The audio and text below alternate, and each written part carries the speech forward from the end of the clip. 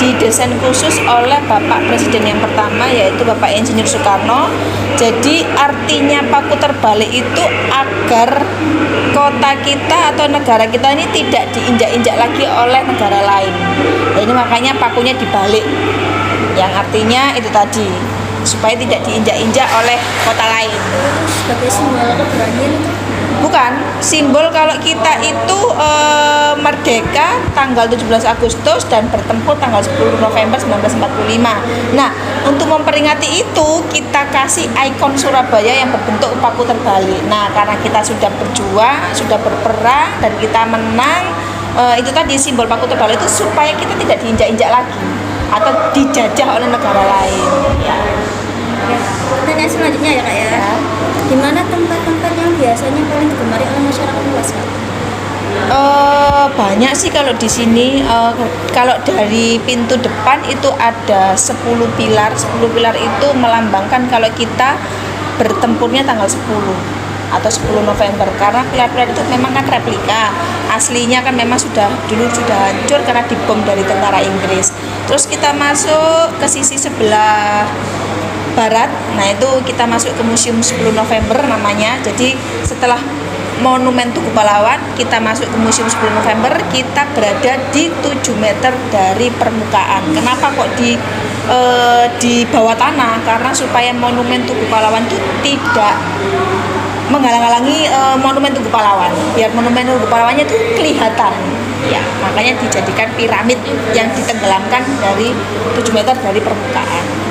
Gitu. Kalau untuk kunjungan khusus atau tempat-tempat khusus, di sini ada diorama elektronik. Jadi di diorama elektronik itu kita nonton film peristiwa pertempuran 10 November. Biasanya yang sering ditanyakan oleh masyarakat luas itu. Kita durasinya 10 menit. Ya betul. Lanjut ya Kak ya. Kapan berdirinya Museum Tugu Pahlawan dan siapa? Museum Tugu Pahlawan berdiri tahun 1995, diresmikannya 1992 oleh Bapak Insinyur Soekarno ya. Diresmikan Bapak Presiden yang pertama.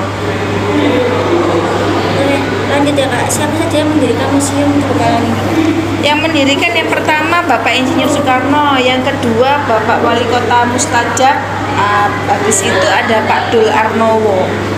Pak Dul Arnowo itu adalah wali kota yang ke-7 di Surabaya.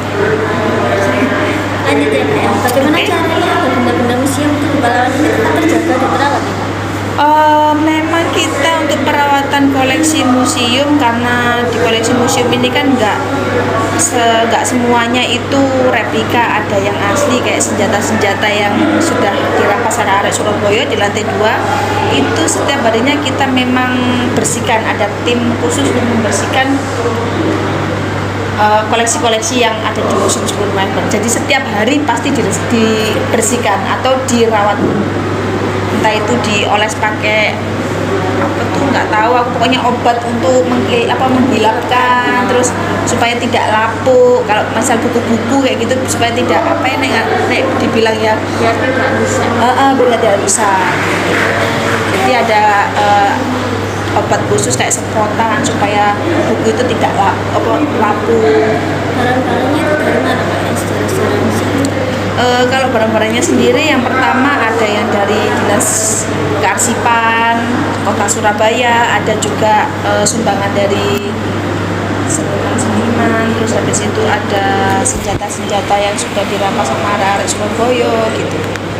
Ada pesan-pesan buat yang mau kesini? Kalau mau pesan-pesan dari anak-anak Surabaya supaya tidak lupa sama perjuangan arek-arek Surabaya zaman dulu dan pahlawan kita yang dulu sudah berperang mati-matian untuk kemerdekaan Republik Indonesia. Jadi kita di sini adalah menjaga dan mengenang jasa para pahlawan yang dulu sudah berjuang mempertahankan kemerdekaan Republik Indonesia. Semangat semuanya, dan jangan lupa mengunjungi museum-museum yang ada di kota Surabaya. Di Museum Surabaya ada 7 museum. Kira-kira museumnya apa saja?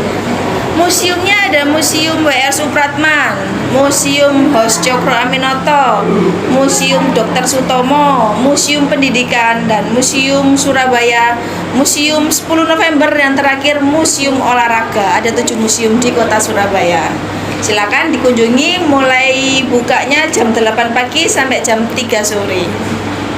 Di situ juga disediakan, setiap musim disediakan tour guide-nya.